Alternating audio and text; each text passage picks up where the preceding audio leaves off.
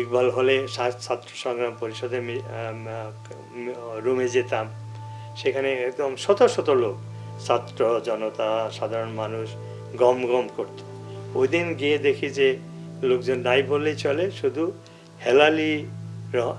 হেলালুর রহমান চিস্তি নামে বগুড়ার একজন ছাত্রলীগের ছেলে, সে আমাদের মিটিংয়ে মিছিলে সাংঘাতিক স্লোগান দিতে পারতো। তো ও প্রতিদিনই ছিল, কিন্তু ওই দিন যাই দেখি যে ও একা। তো আমাদেরকে বললো যে এরকম একই কথা, যে অলরেডি তখন সন্ধ্যা হয়ে গেছে, অলরেডি ইয়াকান ক্যান্টনমেন্ট থেকে এয়ারপোর্টে পৌঁছে গেছে, সে পাকিস্তানে চলে যাবে, পাকিস্তানি মিলিটারি আজকে আমাদের বিশ্ববিদ্যালয় অ্যাটাক করবে। আমাদেরকে বলা হয়েছিল যে বিশ্ববিদ্যালয়, শুধু বিশ্ববিদ্যালয় অ্যাটাক করবে ছাত্রদেরকে দমন করার জন্য। তো বললো যে এখন যে মৌসিলন জিন্নাহর ওর পিছনে বস্তি ছিল, এখন যেখানে জাতীয় মিউজিয়াম বোধহয়, ন্যাশনাল মিউজিয়াম, বিরাট বিল্ডিং, ওইখানে বস্তি ছিল নিচু জায়গায়, শত শত লোক বস্তিতে বাস করতো। বললো যে ওইখানে বস্তির একজন নেতার নাম বললো, যে তার সাথে যোগাযোগ করো, তিনি তোমাদেরকে 50-60 জন কর্মী দিবে, তাদেরকে নিয়ে শাহবাগ হোটেলের সামনে তখন কনভেনশন মুসলিম লীগের দোতলা বিল্ডিং তৈরি হচ্ছিল, এখন যেটা বইয়ের দোকান, আর ওই মোড়ে তো হলো যেখানে গণজাগরণ মঞ্চ হয়েছিল সেখানে পানির ফোয়ারা ছিল।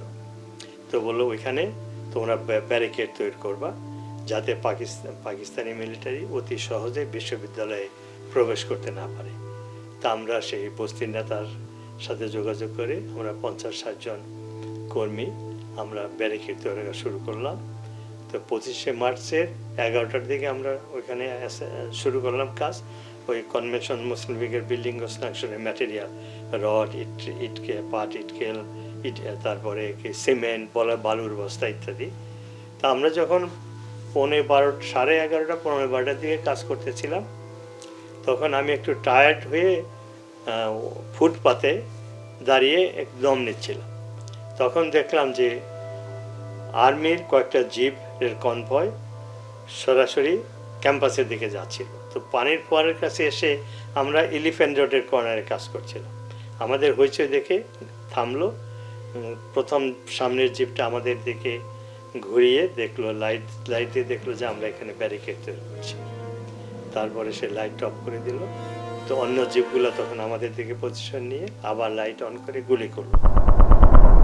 যারা রাস্তার মাঝখানে কাজ করতেছিল তারা সরাসরি গুলির ভিকটিম হলো।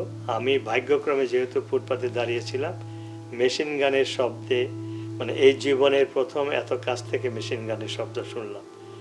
কী কারণে, ভয়ে হোক কী কারণে জানি না, আমি জাম্প করে নর্দমায় পড়ে যাই। পড়ে গিয়ে আমি বেঁচে যাই। সম্মিত ফিরে আসার পরে দেখি তখনও আর্তনাদ চিৎকার হচ্ছে, গুলি হচ্ছে। তখন আমি নর্দমা থেকে উঠে এলিফ্যান্ট রোড দিয়ে পশ্চিম দিকে দৌড়াতে আরম্ভ করি।